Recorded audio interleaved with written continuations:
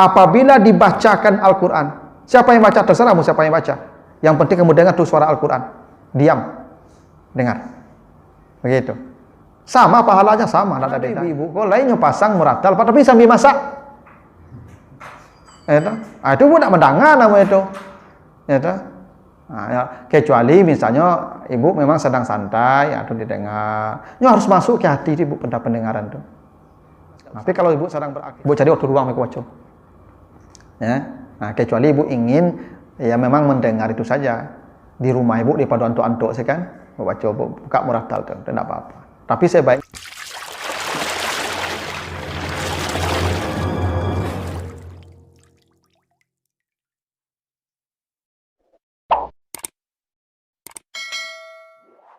Assalamualaikum warahmatullahi wabarakatuh. Alhamdulillahi rabbil alamin. Assalatu wassalamu ala asrafil anbiya'i wal mursalin wa ala alihi wa ashabihi ajmain. Yang saya hormati Ibu Kepala ya Pak Budi ya. Sudah ganti ya. Pak Heri sudah tidak di sini lagi ya. Ibu Kepala LL Dikti wilayah 10. Bapak Ibu para pejabat di lingkungan LL Dikti, Bapak Ibu hadirin yang dimuliakan Allah. Kembali kita bersyukur kepada Allah atas segala karunia-Nya.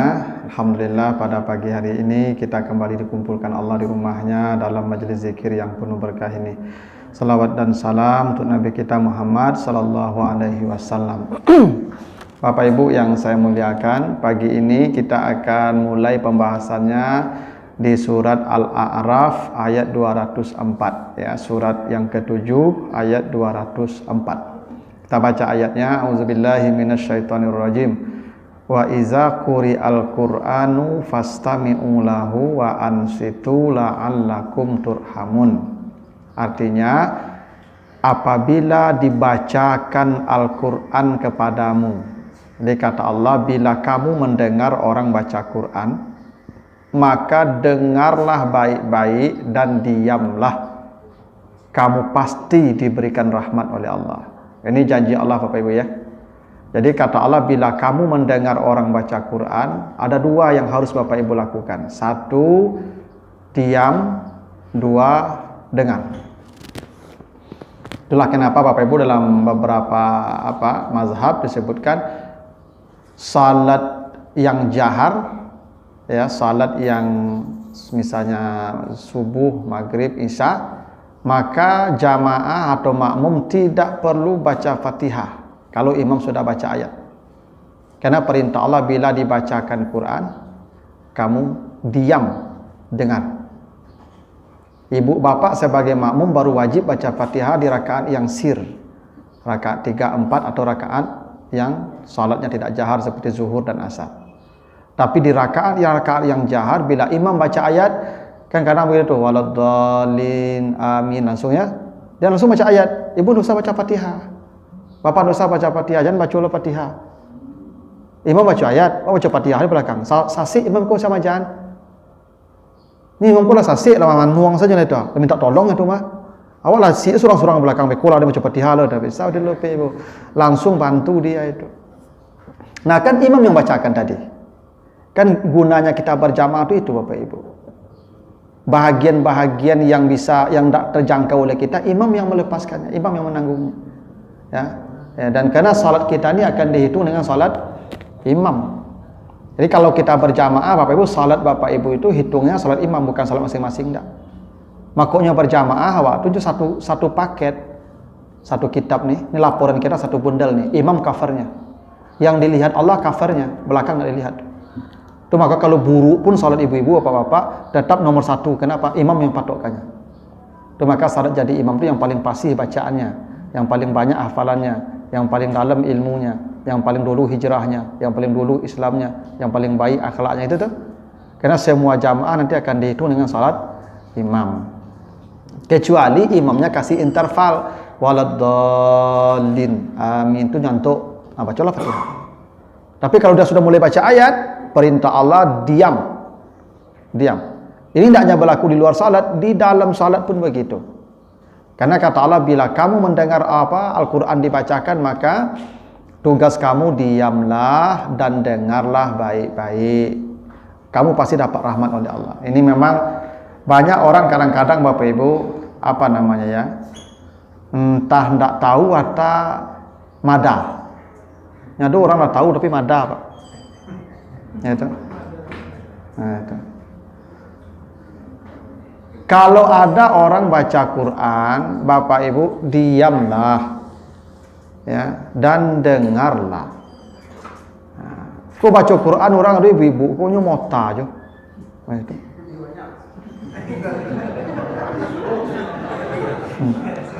Emang begitulah penyakit ibu-ibu kau memang pauta, Pak.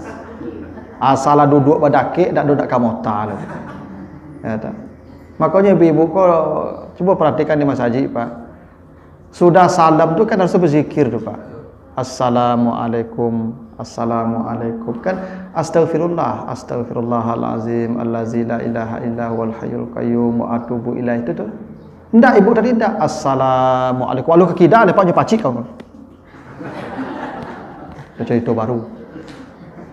Saking pautanya ibu-ibu kau enggak sabar sampai salam keduanya loh, Pak. Iya. Padahal tadi Pak, pai kamu saji lah berdua. Lah mota itu mah. Duduk badake sudah sembahyang mota lah balik. Orang berceramah mota jo. Beko pulang sembahyang berjalan berdua mota lah balik. Di muka pagar tagak jam lah itu Pak mota tu. Ya sial lah kena ibu-ibu. Apa-apa ko ya ada ya cie-cie. Tapi tak sebanyak ibu-ibu. Kalau soal mota ku ibu nomor satu. Maka saya tahu ibu pauta tu ambo kan berceramah kan kamari, Pak. Nena cok mota ku ibu-ibu. Pertama mungkin deknya banyak, Pak. Ibu-ibu kan menerima pengajian banyak. Apa-apa kan nak berurang saya, Pak. Coba Pak, perhatian di masjid-masjid je lah. Yang menghadiri majelis-majelis kau saya banyak, Pak. Ibu-ibu, Bapak dah waral. Ini apa-apa yang datang ke masjid ndak terlalu berjalan ke kamari lah, kau terlalu berjalan macam apa itu.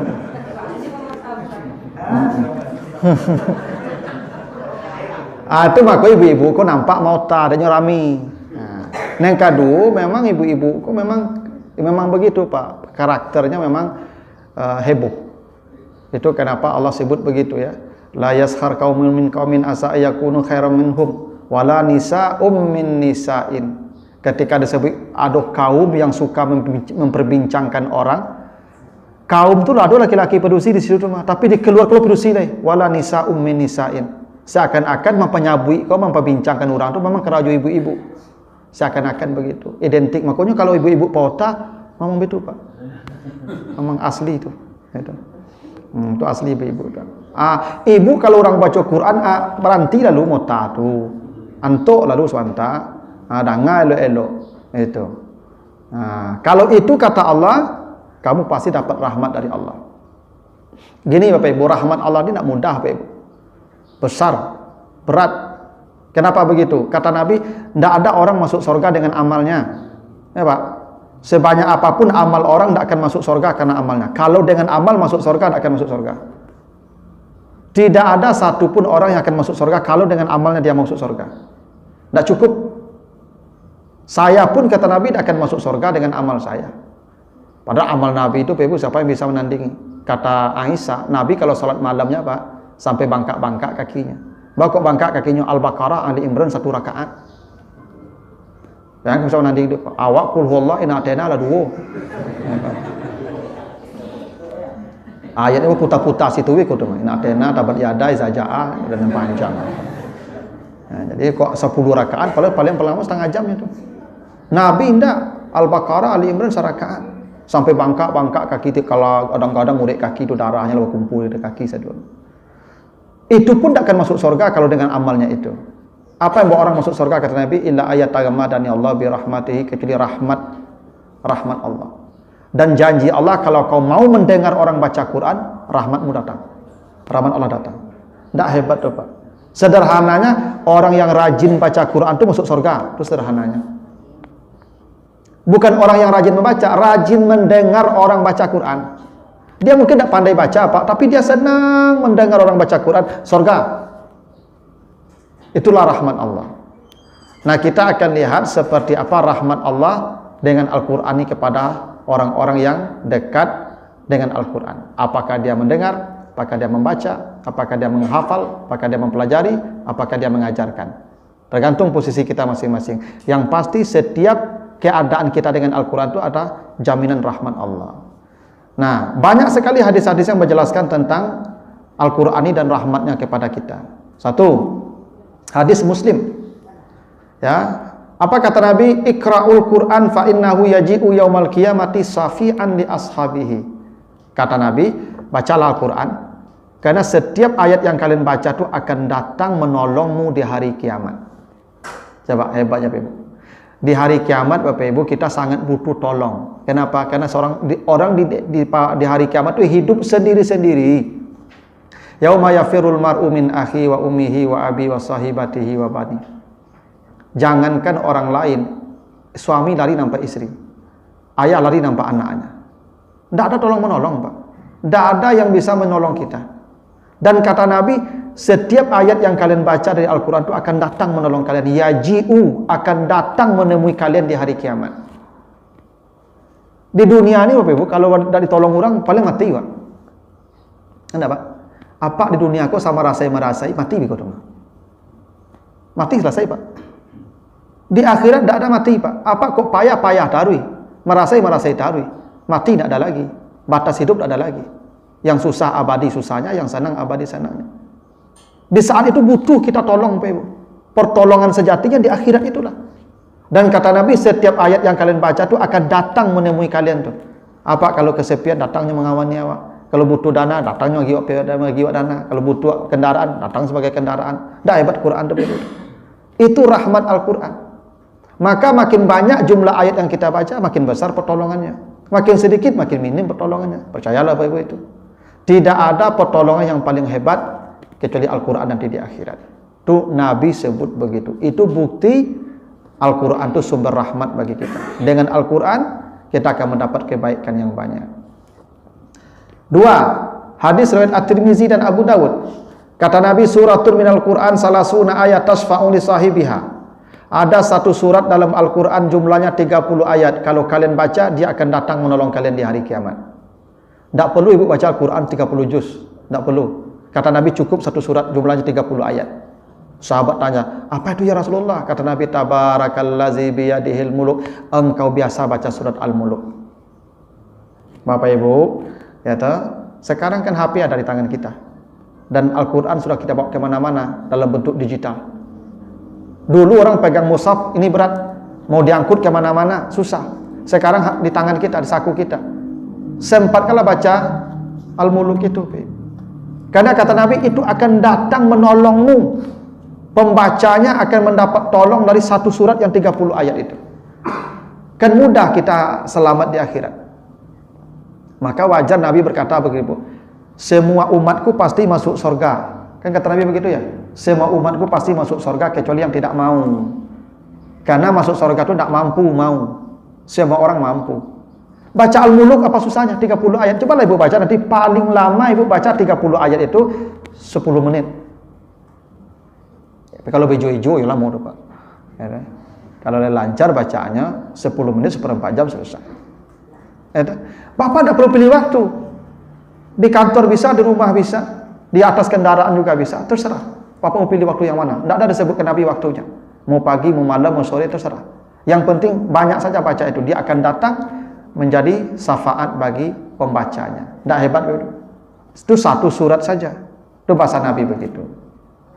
Nah, Bapak Ibu tinggal pilih saja mana yang bisa, mana yang mampu. Hadis berikutnya hadis Ibnu Majah dan Abu Dawud dari Anas bin Malik. Nabi berkata, "Inna lillahi ahlin minan nas." Besok di akhirat Allah akan bertanya, mana keluarga saya? Jadi ada keluarga Allah. Keluarga Allah kan tak ringan Bapak Ibu ya. Allah itu raja nanti di hari kiamat, Maliki Yaumiddin. Sekarang ada keluarga raja. Kalau keluarga raja tentu fasilitasnya beda, enggak keluarga raja Pak. Ya, Allah berkata, mana keluarga saya?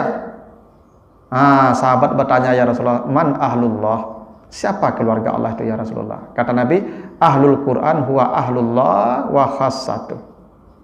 Para ahli Quran itulah keluarga Allah. Siapa tuh ahli Quran? Yang belajar, yang membaca, yang menghafal, yang mempelajari, yang mengajarkan, itu semua ahlul Quran. Maka Bapak Ibu yang tidak bisa mengajarkan, minimal mempelajari. Tidak bisa mempelajari, minimal membaca. Tidak bisa membaca, minimal mendengar orang membaca. Itu namanya ahlul Quran. Dan semua orang yang dekat dengan Al-Quran dalam kapasitasnya masing-masing, itu disebut dengan ahlullah, keluarga Allah. Maka Ibu tidak ada manusia yang paling beruntung hidupnya kalau dia punya anak yang belajar Quran dan menghafal Quran. Itu keluarga Allah. Apa yang lebih hebat daripada itu, Ibu? Ya. Tidak ada yang lebih beruntung kecuali mereka yang hidup dekat dengan Al-Quran. Maka Ibu kalau dapat anak yang hafal Quran, Masya Allah, keluarga Allah. Ya, apa yang lebih hebat pada keluarga Allah? Nah, makanya Bapak Ibu, ya, jangan pernah berhitung untuk anak, ya, belajar Al-Quran. Jangan. Tidak ringan janji Allah kepada mereka yang dekat dengan Al-Quran. Coba lihat hadis berikutnya. Hadis dari Abdullah bin Umar, hadis riwayat Abu Dawud dan Ibnu Majah. Yuqalu li sahibil Quran iqra'u warattil kama kunta turattil fid dunya. Jadi kata Allah besok ibu bapak, ketika kita di depan pintu sorga, kan nanti kita diajak ke sorga. Wasiqal ladzina taqaw rabbahum ilal jannati zumara hatta iza ja'uha wa futihat abwabuha. Kita digiring ke sorga sama-sama, di depan pintu sorga, dibuka pintu sorga. Dan kata Nabi, penduduk sorga itu belum boleh masuk sorga. Kecuali Allah berkata, Rattil ma kunta turattil fid dunya. Engkau bacalah Al-Quran yang pernah kau baca di dunia. Lalu, naiklah setiap satu ayat ke sorga berikutnya. Wa akhiru manzilatika fi akhiri ayatin takra'uha. Dan sorgamu berhenti di ayat terakhir yang kau baca sebelum kau meninggalkan dunia. Hingga Bapak Ibu tingkat sorga kita, level kenikmatan sorga kita ditentukan jumlah Al-Quran yang Bapak Ibu baca. Nanti Bapak Ibu suruh baca lagi, kan ada rekodnya tuh, ada rekamannya. Bapak Ibu baca ayat berapa tuh, ada nanti itu. Ya tuh. Kalau 1000 berhenti udah level sorganya 1000. Yang 2000 nanti Bapak Ibu akan menyesali itu. Kenapa sorga kawan lebih hebat? Ternyata bacaan Qurannya lebih banyak dari kita.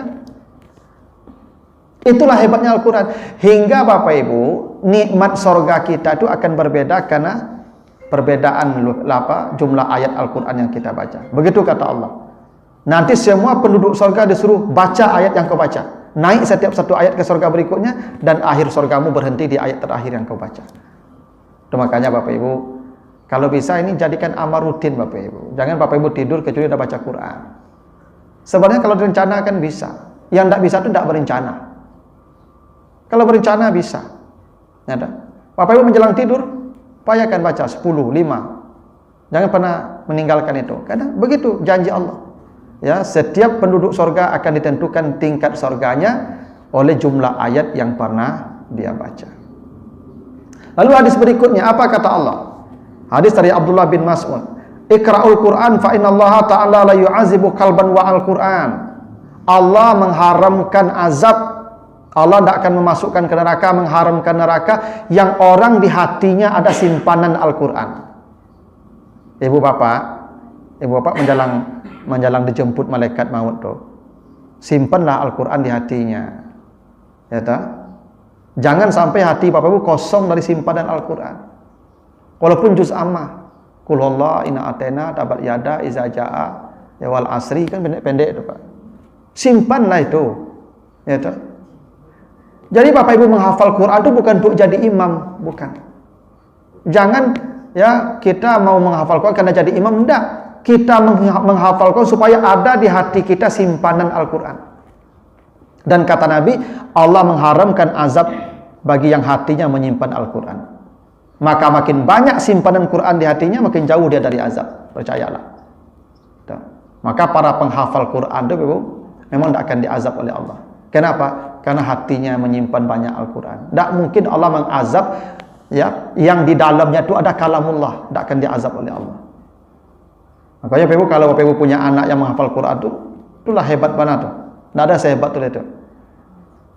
Bapak Ibu juara olimpiade matematik anaknya di dunia, tidak perlu Bapak Ibu bangga, tapi banggalah Bapak Ibu kalau anaknya di dadanya ada Al-Quran. Allah haramkan azab untuknya. Kalau yang juara olimpiade tidak ada jaminan lapis dari azab, Pak. Saya Bapak Ibu kamu.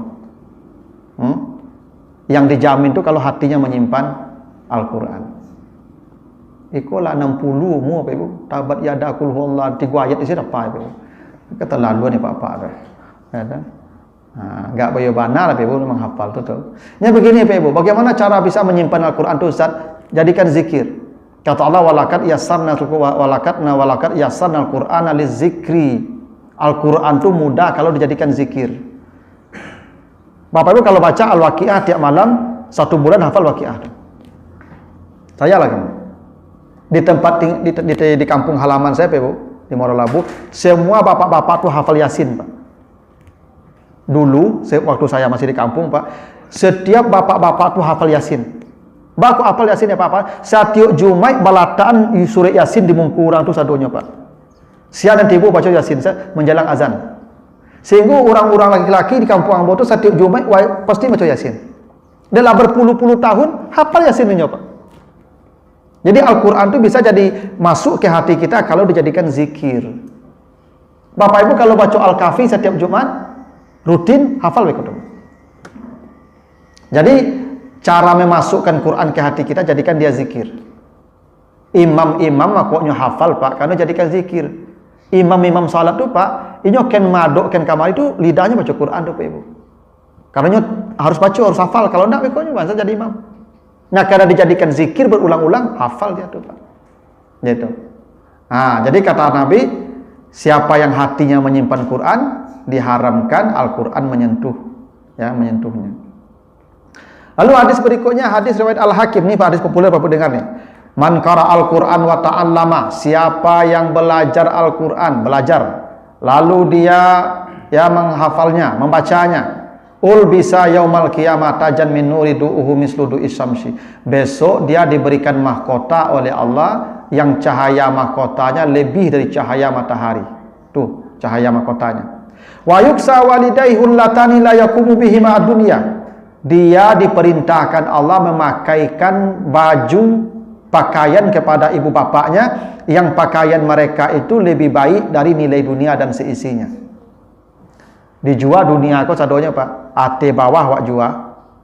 Itu tidak bisa mengganti baju yang dipakaikan kepada orang tuanya tadi.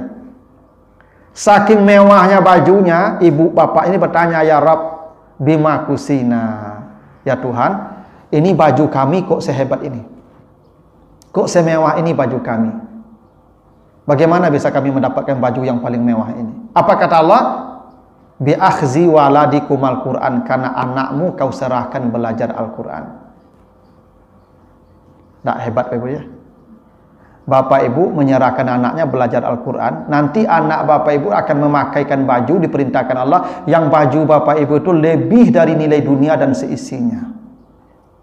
Kira-kira Ibu Bapak kalau anaknya mengaji, bara biaya harus Bapak Ibu keluarkan tuh. Karena Bapak Ibu akan dipakaikan pakaian yang lebih mewah dari nilai dunia dan isinya. Kadang-kadang ada yang salah di awal Bapak Ibu. Untuk les matematik, fisika, bahasa Inggris, ratusan ribu itu gampang. Untuk bayar guru mengaji 15.000 sebulan, 6 bulan menunggak. Keterlaluan. Padahal dia akan mendapatkan pakaian lebih dari nilai dunia dan isinya ketika dia menyerahkan anaknya belajar Al-Quran. Saya tidak menyalahkan Pak, tidak sinis ke pelajaran matematik, fisika, tidak. Tapi Bapak Ibu harus proporsional lah. Jangan ibu bapak bayobana mengurus dunia anak, padahal 60 tahun risikonya kok bahagia. Tapi akhirat anak yang abadi tidak seserius itu Bapak Ibu mengurusnya. Kan keterlaluan nama itu. Dulu Bapak Ibu baca sejarah. Ketika perang Badar terjadi, itu 70 orang kafir ditawan karena perang Badar itu orang kafir Quraisy kalah. 70 jadi tawanan perang.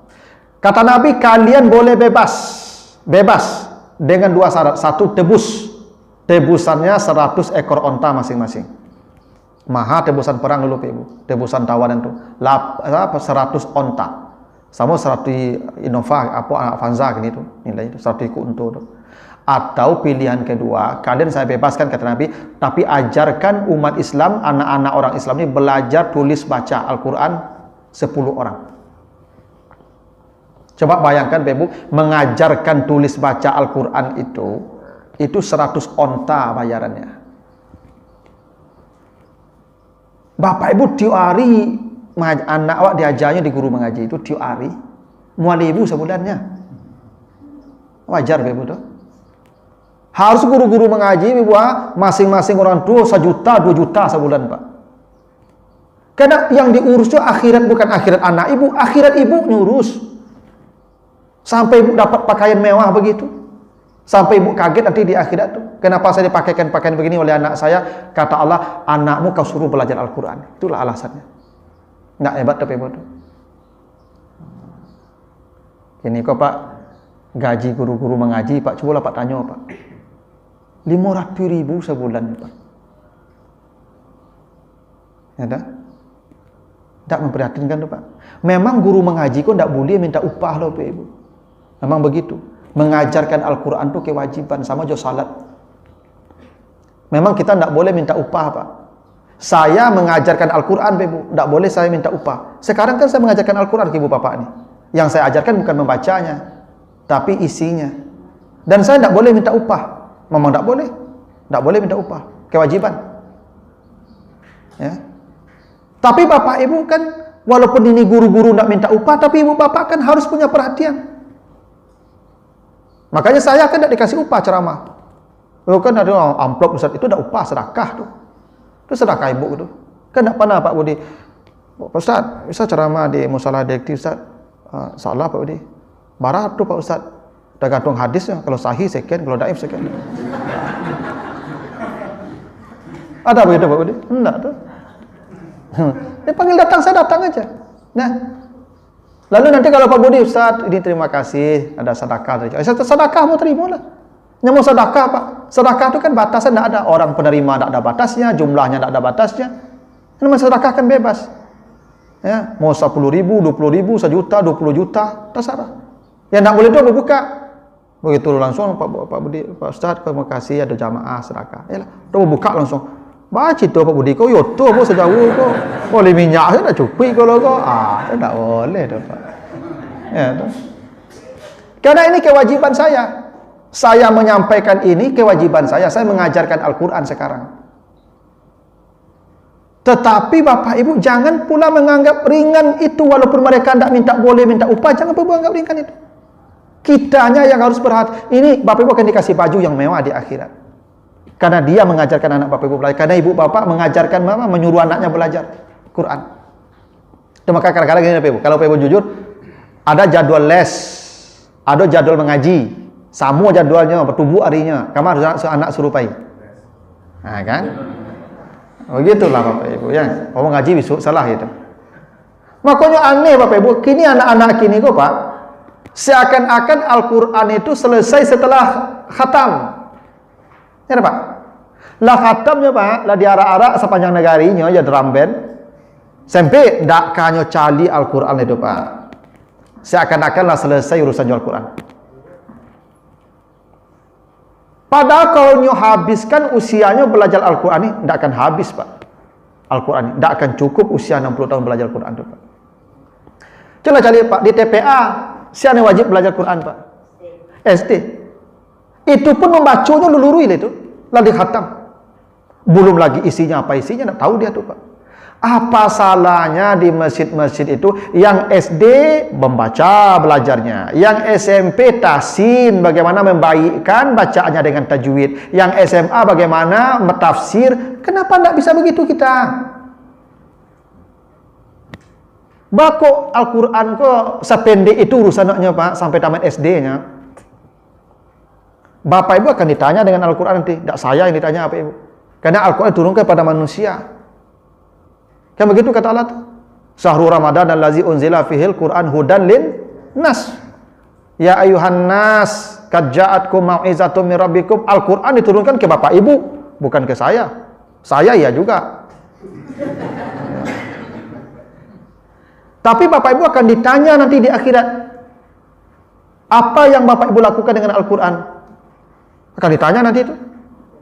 Nah, makanya kita sekarang nih, ini dalam rangka meringankan pertanyaan Al-Quran nih.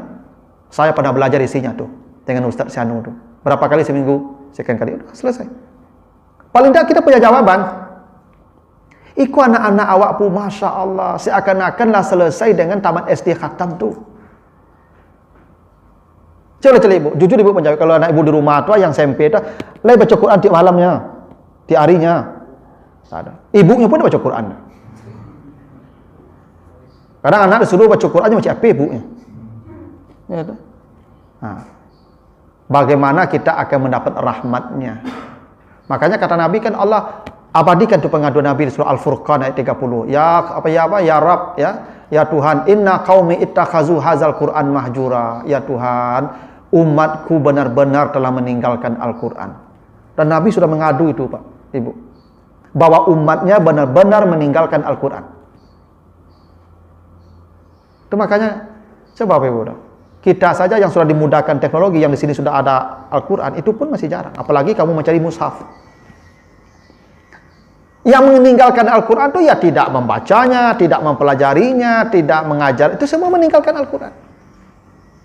Nah, bahkan ada anak-anak aku, Ibu, waktu kamu nikah itu tidak tahu baca loh, Pak. Padahal dia khatam. Kenapa? Tidak pernah nyulang bacaan itu loh. Enak. Dan ibu bapak nyaman saja melihat anak-anak tidak pernah baca Quran.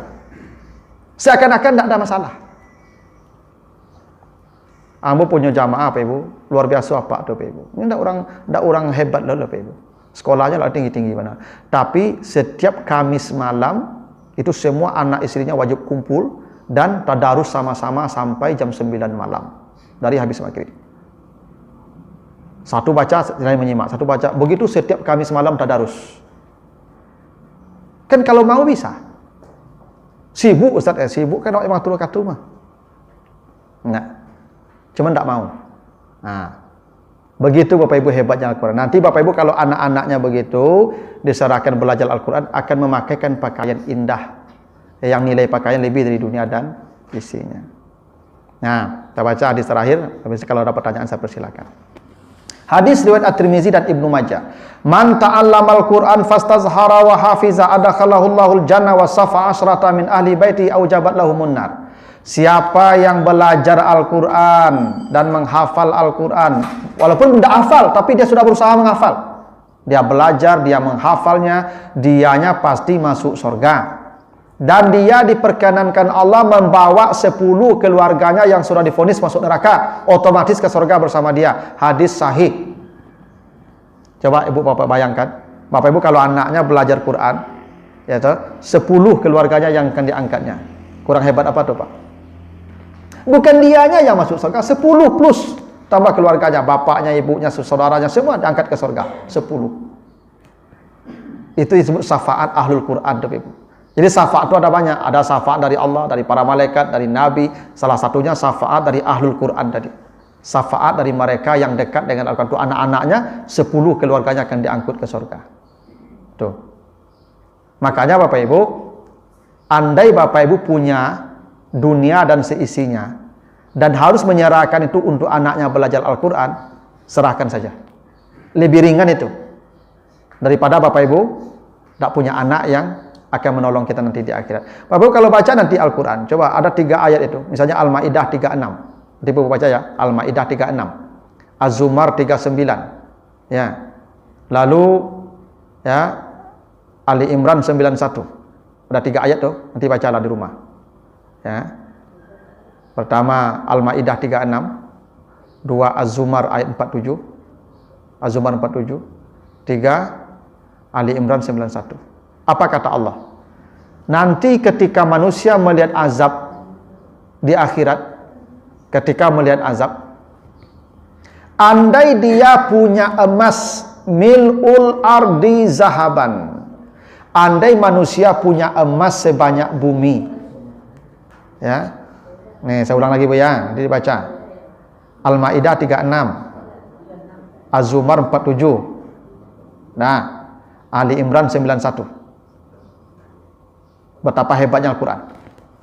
Besok andai Bapak Ibu punya emas, kata Allah, mil'ul ardi zahaban, andai punya emas sebanyak bumi, sebanyak bumi kok kekayaannya ameh, mereka akan mengganti itu semua asal selamat dari azab. Ibu bapak akan membuang emas itu supaya selamat dari azab. Ambillah ambu dan sebanyak bumi kok. Begitu inginnya manusia selamat dari azab besok di akhirat. Dan sekarang kata Nabi, bukan dia, 10 keluarganya yang akan dia selamatkan kalau dia punya anak pempelajar Al-Quran. Maka saya katakan kalau ibu bapak punya ame lah sekadang bumi kok agen salah tuh. Kalau itu bayarannya untuk anak bapak ibu belajar Quran. Ada kadang-kadang bapak-bapak dengar kawan, anaknya ingin masuk pesantren pak. Ingin anaknya masuk pesantren pak. Belajar agama, belajar Al-Quran. Keceknya maha mana. Sebulan 1 juta sampai ratui. Maha ceknya pak. Ini anak aku di asrama. Piotto 4 juta, 5 juta tak maha ceknya lah pak. Tiap bulan. Tak carian dia. Nah, begitulah ya orang-orang yang tak memandang pentingnya akhirat bapak ibu. Nah tentu kita ya tidak menjadi bahagian yang begitu. Nah inilah ya yang disebut dengan rahmat Al-Quran. Maka bapak ibu kalau ingin selamat, maka dekatlah dengan Al-Quran sebatas kemampuan bapak ibu punya. Saya kebetulan pandai bahasa Arab, mengerti saya bahasa Al-Quran. Maka saya tidak boleh baca Quran itu banyak-banyak. Cukup saya baca 1 hari, 1 ayat, 1 hari, mungkin 1 ayat 1 minggu saya baca. Tapi bacaannya dengan penelitian. Ibu bapak yang tidak punya kemampuan membaca dengan pemahaman, baca sebanyak-banyaknya. Karena kan kapasitas kita beda-beda. Ya toh? Ada ibu-ibu one day one juz ya toh? 1 juz 1 hari, bagus. Tapi kalau ibu bisa memahaminya, kurangi. 10 ayat saja 1 hari, tapi ibu paham isinya. Lebih baik. Namanya ahlul Quran. Ya toh? Kalau bisa lebih lagi 1 ayat 1 hari, tapi dengan pemahaman yang benar. Semua kita Bapak Ibu akan bertanggung jawab dengan Al-Quran. Nah nanti sesuai batas maksimal kemampuan yang kita punya. Nah makanya Bapak Ibu yang lah umur 55 KT itu menjelang sahur itu menjelang pagi itu baca Al-Quran. Karena kata Allah begitu, faqra ma tayassara minal Quran. Ketika di penghujung malam perbanyaklah baca Quran. Nah, bawa apa-apa umur 55 ke lalu tidak lama lagi. Enak. Nah, kecuali yang muda-muda kok lalu lama sampai pagi kok. Nah, yang lalu 55 itu supaya ibu bapak nanti kan kapasitas surganya ditentukan oleh jumlah ayat yang bapak ibu baca menjelang mati. Yang itu. Berapa jumlah ayat yang bapak ibu baca menjelang mati? Itulah ya, level surga bapak ibu. Maka perbanyak. Nah, terutama untuk bapak-bapak. Kalau ibu-ibu ya sesuaikan saja dengan keadaan. Kalau bapak-bapak banyak tuntutan di rumah, kurangilah baca Quran, ikuti tuntutan bapak-bapak. Nah, gitulah Bapak Ibu ya. Nah, silakan kalau ada pertanyaan. Ya seperti biasa pertanyaannya bebas tidak mengikat. Silakan. Assalamualaikum warahmatullahi wabarakatuh. Waalaikumsalam. Salam Ustaz Muhammad Rizal. Aku ingin bertanya terkait ayat yang di awal tadi. Yang mana pemahamanku yang sederhana Ustaz lebih kurang yang memahami seperti itu. Kalau sekiranya ada orang membacakan Quran maka sebaiknya dia berdiam dan kita benar-benar. Nah, sekiranya Ustaz itu tuh kalau seandainya kita tidak katakanlah diam, apakah sebatas tidak mendapatkan rahmat atau diam tadi itu adalah sebuah kewajiban? Dalam artian kalau kita bukan diam maka kita berdosa Ustaz. Kalau wajib kan seperti itu. Kalau iya ya udah Ustaz. Yang kedua, bagaimana dengan sikap kita terhadap orang yang memutarkan orang bukan Quran? Jadi di rekaman misalnya Ustaz. Contohnya ini di masjid itu sebelum waktu sholat kan biasa Ustaz itu orang buka Quran. Nah, bagaimana sikap kita terhadap rekaman itu? Nah, itu pertanyaan aku Ustaz. Arhan, banyak maaf. Assalamualaikum warahmatullahi wabarakatuh. Nah, pertanyaan pertama, apakah ini hukumnya wajib kita diam? Artinya kalau kita bicara orang baca Quran mau tahu apa dosa atau begini. Ini yang perintahkan siapa? Allah. Ibu kalau ada ibu kepala memerintahkan, Bu, tolong buat minuman. Ibu antuk saya. Baku tak buat, nya sunat nya mah perintah ibu itu kan bisa. Apa maksud ibu itu? Melecehkan kan? Boleh jadi memang ibu tidak wajib, tapi itu mungkin pilihan saja. Tapi ibu menganggap itu pilihan itu sebenarnya ibu meremehkan sang pemberi perintah. Makanya para sahabat Bapak Ibu tidak pernah mengatakan ini sunat. Semua perintah Allah tuh mereka anggap wajib. Itu makanya semua sahabat tuh salat tahajud malam tuh Pak. Karena perintah Allah. Wa minal laili fatahajjat bi. Perintah Allah sudah, mereka tidak akan bertanya, ya Rasulullah sunat atau mubah atau wajib atau makruh. Tidak ada. Perintah kerjakan. Kan tidak diingatkan. Apa yang didatangkan Allah lakukan. Yang dilarang Allah hentikan. Tak ada diskusi itu Pak. Nah kita sekarang banyak diskusi. Setiap ada perintah, ini hukumnya sunat. Sehingga Bapak itu definisi sunat bagai apa definisi sunat? Dikerjakan berpahala, ditinggalkan atau kok tinggal panjang sesunat tu mah. Ndak ada baal kan, enggak masalah lah tinggal salah ndak baal. Harusnya kan definisi sunat tu dikerjakan berpahala, ibu tinggalkan ibu rugi. Itu definisi sunat tu. Rugi ibu tinggal. Saya tadi ibu kepala menyuruh, tu ibu udah diskusi dah. Apa perintah ibu kepala sebenarnya ke Pak? Sunat atau wajib ke? Masa dengan Allah kita berpikir begitu? Begini Pak Ibu, Allah memerintahkan itu untuk kita. Allah tidak perlu, kita tidak patuh. Allah tidak masalah, Allah tetap Tuhan. Kemuliaan Allah tidak akan berkurang kalau kita taat maksiat. Kemuliaan Allah tidak akan bertambah kalau kita taat. Taat kita, maksiat kita, balik ke kita. Bapak Ibu ini gunanya kan untuk kita, bukan untuk Allah. Allah menjamin rahmat, lalu kita kenapa? Kau tidak peduli. Gampang dapat kebaikan tu, dengar. Makanya Bapak Ibu, walaupun ini mungkin tidak wajib, tapi rugi Bapak Ibu. Kalau ada orang baca Quran wak mota aja, rugi. Ya tak? Besok Ibu kalau di masjid, kalau ada orang mau baca wak mota, tu ingatnya. Peceng gitu. Ya tak? Aku nak satu lewat seketik. Bah tadi, sedang baca Quran. Nah itu. Gitulah. Ambo heran ambo di ibu-ibu itu dan itu. Kok pauta nah. Ya tu.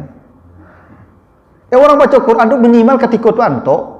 Pu salah sawanta dak kalamu lah tu mah. Antuk dulu baca Quran tu. Mengambil rahmat Allah kita. Oh ndak paham Ustaz ginilah Pu. Nabi itu Ibu kalau duduk dengan sahabat, Nabi kata, bacakan Quran lah kepada saya. Sahabat tanya Rasulullah, kan Quran turunnya kepada engkau. Kan Al-Quran ada di hati engkau, kami kan mengambilnya dari engkau. Kenapa engkau minta bacakan pula oleh kami? Apa kata Nabi? Saya kalau kalian yang bacakan Al-Quran, hati saya menjadi lebih lunak daripada lidah saya membaca sendiri. Bapak Ibu, kalau acuk mendengar orang baca Quran, lebih lunak hati waktu mah daripada awak yang baca surang. Maka Ibu yang pernah Ibu kalau salat di Makkah di Masjidil Haram, paham tak yang dibaca imam tu? Tak. Tapi Nabi matuk dia kan. Kenapa? Kuah. Talingo ko kadang pengaruh ke semarian. Tu maku orang kalau ikonya ndak lamadati tak telingo pakak. Maku orang kalau ndak ada nelok kalau dia pakak telingo orang itu. Nyo talingo ko berhubung jo hati pe Ibu. Ya tu. Makanya innasam awal basara wal afidah, talingo connect ke maria. Orang kalau talingonya baik, hatinya lunak. Ada. Maka di akhir nanti orang menyesal masuk neraka karena tidak mau mendengar. Ya, tidak mau mendengar lebih. Makanya orang kalau rajin dengar baca Al-Quran itu lunak hatinya kata Nabi. Ya, hati saya lunak ketika kalian yang membacakan ketimbang saya yang bacakan. Itu rahasianya disuruh antuk itu. Itu makanya kadang ada ibu-ibu kok lain disetel muratal dalam auto tu, tip auto tu, tapi nya motal dalam sambil auto tu. Ibu kalau setel muratal tu jangan mota, kalau ndak matian muratal tu. Kan muratal berbunyian tu motal dua. Nya simak diam. Makanya ini di ringtone HP apa Ibu jangan pakai muratal. Nya kalau Ibu baca pakai muratal misal wadduha wal laili iza saja. Nya sampai sudah dengan rumah. Kau wadduha mati langsung Pak Ibu jawab langsung. Enggak beradab nama lo tu. Jangan pakai ringtone baca Quran. Ya toh? Ada dampak buruknya juga Ibu kalau pakai ringtone-nya HP ini baca Quran muratal di kamar mandi bunyi kok. Enggak boleh. Enggak boleh kalamullah tu berbunyi di dalam kamar mandi. Itu lafal yang suci, tidak boleh tempat kotor. Ring biasa aja, tidak usah pakai itu. Ya dah. Al-Quran ni kitab suci, ibu. Makanya ibu kalau tanya, Pak Ustaz, mana yang lebih kadang paling saya baca Quran je kuah atau baca Quran je ape je kuah? Kadang ibu kalau pakai kuah ada adabnya, berwuduk, menghadap kiblat, letaknya tinggian. Kadangnya suhuf marfu'ah namanya. Lembaran yang ditinggikan. Makanya ibu kalau meletakkan Quran, kalau banyak buku nak boleh kau di bawah buku loh, di atas buku. Kau nak letak mereka. Adabnya ada ibu di Quran kau. Kalau ikut nak ada adabnya sekolah. Apa ibu tak perlu berwuduk macam kau lah. Walaupun ada Quran kadang Quran di sekolah tak mushaf namanya lah. Quran di HP kau namanya program memori. Makanya kau tak boleh masuk kamar mandi. Jangan dibawa. Suci kau. Kalau kau boleh kamar mandi kau HP. Ada Quran tu program namanya. Program tak Quran namanya lah. Program tu memori. Boleh bawa kamar mandi kau walaupun ada Quran di situ tapi itu membawa program. Ya, sama juga kapal ambo kau ada Quran walaupun tak banyak. Ambo kalau ke kamar mandi kapal ambo pun tak mau tinggal di luar pun buang masuk. Ya dah. Tinggal di luarnya, dua orang ke apa ya kan? Yang ini beda nilainya ibu. Ibu kalau baca Quran dengan mushaf beda dengan baca Quran dengan HP. Maka sebisa mungkin bapak kalau mau baca Quran pakai kuah. Ibu memaci ikut lah apa halo. Alun buka lah itu memaci lah apa halo. Nah, hebatnya mushaf tu. Itu rahmat Al-Quran tu, Pak. Megangnya saja baru Pak apa halo apa. Apalagi bacanya. Makanya sebut Quran ya bacaan yang sempurna. Tak ada yang sempurna ini bacaan. Cobalah Bapak Ibu. Ada orang baca Quran dekat Bapak Ibu. Bapak Ibu antuk tanang hati Bapak Ibu. Enggak. Enggak tanang hati baca Qurannya. Tanang Bapak Ibu. Al-Quran itu kata Allah kan rahmat. Baca nanti surat Yunus 57. Qad ja'atkum mau'izatun min rabbikum wa shifaa'un lima fis sudur wa hudaw wa rahmatan lil mu'minin. Al-Quran ini rahmat yang paling hebat. Orang dengan rahmat hati tenang, Pak. Coba Ashabul Kahfi, baca cerita Ashabul Kahfi. Ashabul Kahfi itu dilalau orang jual ladiang kan dibunuh orang, Bapak Ibu. Tapi bisa lalu 300 tahun. Dengan apa mereka tidur? Yansur lakum rabbukum mir rahmatihi. Karena Allah curahkan rahmat ke gua itu. Dan mereka minta rahmat. Rabbana hablana min ladunka rahmah. Tidur tenang hatinya langsung. Itu makanya Bapak Ibu kalau baca Al-Quran kok hati tenang tu maka begitu baca Al-Quran mengantuk langsung. Itu bukti tenang hati itu. Tuh. Enak. Nah, apa baca Quran menguak ya? Kantuk dia langsung ya. Kalau mau celah, ibu bapak kalau tak mau lalu waktu putar muratal tu, tak kaluk mah. Tenang hati langsung, Pak. Makanya di mana Al-Quran ada, di situ kita tenang. Bukti tenang pula tak kantuk. Lalu, maka Ashabul Kahfi kan lalu 300 tahun kan dengan rahmat tadi kan. Dan maka Al-Quran itu fungsinya rahmat. Makanya orang tenang hati. Ibu kalau gelisah hati tak mau lalu baca Quran, lalu ikut mah. Percayalah kamu. Maka kalau nak mau lalu, waktu baca Quran minimal untuk lalu saya. Ya dah. Minimal tu. Kalau tak ada pahala, minimal rahmatnya tu tenang waktunya. Kan di mana ada rahmat, hati kita tenang. Makanya ibu masuk masjid, apa doanya? Allah maftahli abwaba rahmatika. Ya Allah bukakanlah pintu rahmatmu. Makanya ibu masuk masjid langsung mengantuk. Dengan cara mata kalau itu bukti rahmat. Dah ibu ya, asal masuk masjid duduk ceramah dak balik masuk langsung ya. Penyandar saja nampak namun lalu. Nah, itulah rahmat. Jadi Al-Quran itu rahmat. Rahmat itu ketenangan bukan hanya di dunia, akhirat pun menentukan apa ketenangan kita oleh Al-Quran. Tak hebat Al-Quran itu, Pak.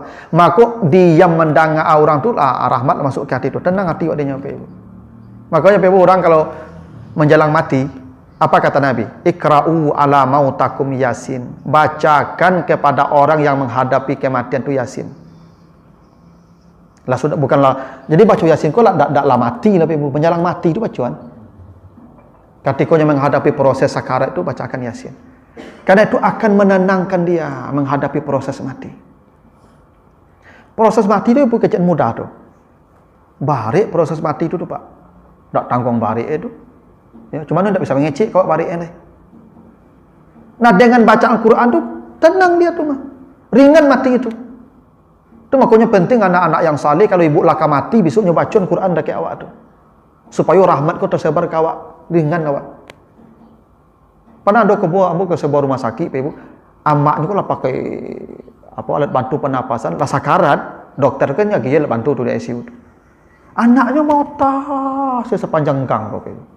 Tuh tanyalah ada kawan aku, Pak Ibu, siapa yang punya orang gaib ku aja, siapa anak ku aja.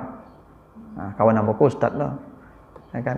Pak tu Pak, iku ayah amak ibuku sedang sakaratul maut namanya. Ibu bantulah, baca doanya, ibu baca Quran, baca Yasin dakik beliau. Ya, bisikkan la ilaha illallah sampai beliau pergi. Itu tanda anak tak mengerti juga kamu tu. Amaknya payahnya mota ya. Tak nyotolong. Ada. Tu makanya ibu besok kalau lagak sasak angok tu panggil anak tu, "Hei, ang baca Quran kayak ini bergaya." Ah, itu. Engkau payah ya. Ini itu pasti kita hadapi itu, Pak. Pilihannya Bapak mau berjuang sendiri atau ada bantuan. Kalau ingin bantuan ingin mudah tuh, anak dekat kita bacakan Quran. Tu maka orang sakaratul maut tak boleh dibiarkan sendiri tu, Pak. Dia sedang berjuang payah tu. Perlu logistik tu, perlu bantuannya tu, perlu syafaat, Al-Quran syafaatnya tu. Makanya kata Nabi bacakan Yasin pada orang yang akan mati tu. Itu rahmat Al-Quran tu, Pak. Hebatnya tu. Ya, saya ada jamaah sini ibu belakang Telkom, Pak. Bu Pafi Ketering. Saya sebut cerita bu anak beliau tu waktu meninggal ibu tu ambo takziah. Dia cerita anak beliau tu, Pak Ustaz, ibu kami kau meninggalnya alhamdulillah. Patu ibu, dia bukan alhamdulillah matinya kami bahagia tu tak. Prosesnya begitu nikmat, begitu indah. Jadi beliau meninggal tu Pak pas corona lagi hebat-hebat bulan Maret. Siang tu beliau sekarang sudah 80 tahun lebih, kurang lebih. Dia mau dibawa ke rumah sakit bu, karena sudah nampak agak beda kondisi beliau. Beliau tak mau, kata beliau, tak usah. Saya tak usah ke rumah sakit, saya di rumah sajalah. Nanti kalau hilang kesadaran saya, nanti bisikkan saja la ilaha illallah ya, bacakan saja Quran. Dah. Ini beliau meninggal jam 4 pagi bu, menjelang subuh jam 4 meninggal. Jam 3 pagi tu panggil anaknya, nampak wajah beliau dah berubah tu. Nak, sinilah, beri anak-anak dah. Apa ma? Tolong dibuka satu pintu rumah awak. Cibu. Tolong buka semua pintu rumah kita. Anaknya kaget, ma, apa kok dibuka pintu rumah awak tengah malam jam 3 pagi? Apa kata beliau? Itu ada tamu di rumah itu, di luar banyak itu. Suruhlah mereka masuk. Kata beliau, Bu. Ada banyak tamu di luar, suruhlah mereka masuk. Kata anaknya, tu kaji anaknya, ma, jam 3 pagi, ma, ada tamu datang ke rumah awak, ma. Buka sajalah pintu anak, suruhnya masuk, malu awak. Buka pintu. Setelah itu kata ibu tu, hidupkan lampu di semua di rumah kita. Coba, hidupkan pintu. Anaknya kaget, ma, itu bakok, hidup lampu pak alo kok. Apa kata beliau? Tamu banyak dalam rumah kita, masa kita kalem-kalem sih, itu sagan awak je tamu. Itu kata beliau begitu, Pak Ibu. Jadi sudah dibuka pintu, sudah dihidupkan semua lampu. Lalu setelah beberapa waktu beliau minta miringkan ke kanan, tolong miringkan nama ke kanan lah, seperti orang dalam lahat, Ibu. Miringkan ke kanan seperti orang dalam lahat, dimiringkan ke kanan oleh anaknya. Begitu miring beliau ke kanan, lalu beliau saja mengucap sendiri, tidak ada dibantu. Asyhadu an la ilaha illallah, asyhadu anna Muhammadar Rasulullah. Meninggal ibu. Tidak ada satu detik pun kesadaran beliau hilang. Dan kata anak beliau, Pak Ustaz, sejak bapak kami meninggal dunia beberapa tahun yang lalu, ibu tidak ada urusan lagi dengan urusan dunia. Setiap satu hari itu beliau khatam, setiap 3 hari khatam Quran. Setiap 3 hari khatam Quran. Bertahun-tahun lamanya. Setiap 3 hari khatam, artinya satu hari 10 juz. Dan mati beliau itu begitu indah. Apa yang buat tadi itu? Quran ternyata. Tak tahu? Quran juga tuh Pak. Yang paling indah tuh kena Al-Quran. Pasti tuh Pak Ibu. Tidak sedikit bukti-bukti itu Pak Ibu. Bapak Ibu kalau ingin merasakan nikmat begitu nanti, itulah. Ya, sesuai kemampuan kita masing-masing. Gitu Pak Ibu. Dan memang setan tuh paling tidak nyaman kita baca Quran Pak. Apa makuknya mengumuk baca Quran tuh? Itu karena setan tuh. Nah, tidak nyaman macam lepas baca Quran. Itu makuk saya menyarankan bapak-bapak kalau baca Quran jangan pakai HP. Pakai mushaf. Bapak kalau tidak pakai HP Ustaz, kalau pakai HP kok pas sedang baca masuk WA. Apa tak kalau WA dulu. Nah kan? Awalnya WA. Pokoknya saya baca Quran tinggal WA dulu. Kalau Jeko kok paknya pasti masuk. Pasti tak baca. Lebih baik pakai ini Pak. Pakai mushaf. Nah, itu memang tak wajib Pak. Tapi rugi besar. Kalau kita lewatkan itu. Nah, yang kedua, bagaimana kalau kaset yang dibunyikan? Tetap dengar, diam. Saya contohkan di dalam mobil. Kan tidak disebutkan siapa yang baca. Apabila dibacakan Al-Quran, siapa yang baca? Terserahmu siapa yang baca. Yang penting kamu dengar tuh suara Al-Quran. Diam. Dengar. Begitu. Sama pahalanya, sama, tidak ada bedanya. Kadang ada ibu-ibu kok lainnya pasang muratal, tapi sambil masak. Itu pun tidak mendengar namanya itu. Ya, kecuali misalnya ibu memang sedang santai atau didengar. Ya harus masuk ke hati ibu pendengaran itu. Tapi kalau ibu sedang beraktivitas tidak usahlah. Ibu cari waktu ruang mereka baca. Ya. Nah, kecuali ibu ingin ya memang mendengar itu saja. Di rumah ibu daripada antuk-antuk sih kan. Ibu baca, buka muratal itu, tidak apa-apa. Tapi sebaiknya ibu diam dan mendengar. Diam dan mendengar, Bu, bukan hanya mendengar, dua ya. Ya, lah ya ada orang mendengar tapi tangannya masih kerajo yo. Itu enggak itu. Nyolai tidak mau tahu orang baca Quran tapi main HP. Sama ya enggak itu. Minta Allah itu dua, diam, dengar. Ya toh? Nah, ansi itu termasuk diam daripada aktivitas. Karena kalau ibu sambil berkerajo pasti ibu yang enggak ada lo yang ibu dengar itu masuk ke hati ibu lo tuh. Enggak konsentrasi. Kan tujuan kita diam dan mendengar supaya masuk ke hati kita. Ibu tidak membaca tapi mendengar bacaan itu hati ibu menjadi lembut. Karena Al-Quran itu sifaun lima fis sudur. Dia obat bagi penyakit hati. Fungsi Al-Quran itu Allah turunkan dia obat penyakit hati. Gelisah, hasad, sombong, semua obat Al-Quran. Maka kita dengar supaya hati kita terobati dengan apa yang kita dengar itu. Nah, sebaiknya ibu diam. Tapi kalau ibu lain tidak mau tangan ibu pakai rajo, saya daripada ibu antuk-antuk aja kan, baca putar. Yang tidak boleh itu mau tadi. Dia tidak boleh lah. Ya, kalau baca Quran, ibu diam, jangan mau gitu. Makanya termasuk begini ibu. Ini lagi ceramah. Ini ceramah ini kan sedang membacakan Al-Quran. Yang dibacakan isinya. Bukan teksnya, isinya. Ada ibu-ibu pergi ke belakang baca Quran lahnya. Acok dalam bulan Ramadan tuh. Ibu-ibu kan mengajar 1 juz sehari itu. Enak. Ketika orang berceramah Ramadan, nyupai baca Quran ke sudut di belakang. Rugi ibu tuh. Kan perintahnya tadi diam dan dengar. Saya sekarang ini ibu sedang membacakan Al-Quran ke ibu. Tapi bukan teksnya saya bacakan, isinya. Maka ibu diam, dengar. Jangan ibu baca Quran, rugi ibu. Kadang ada ibu-ibu tuh yang memang beribadahnya tidak pakai ilmu, agak-agak sih. Ya, nah, kalau apa-apa ya memang jarang baca Quran. Ya, ibu-ibu kan yang rajin, one day one juice kan ibu-ibu programnya tuh. Ya, apa-apa tuh kan apa lah tuh lari jamin ke surga kan. Makanya apa-apa kan tidak banyak mendengar pengajian itu. Itulah calik. Karena apa-apa itu begitu. Ya dosa tidak banyak. Kan dikecek banyak masuk neraka ibu-ibu. Itu. Kan kata Nabi begitu, yang paling banyak masuk neraka siapa? Ibu-ibu. Apa-apa? Enggak.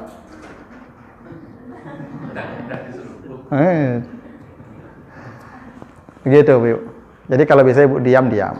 Tapi kalau memang ya ingin ibu mendengar saja, tapi ibu tetap bekerja, ya itu tidak apa-apa juga. Lagi-lagi kan seperti tanya tadi, tidak wajib, tapi ibu rugi saja kalau begitu. Gitu. Baik, segitulah dulu ibu ya. Mudah-mudahan ada manfaatnya. Mulai hari ini kita punya program bersama. Bapak ibu punya program, saya punya program.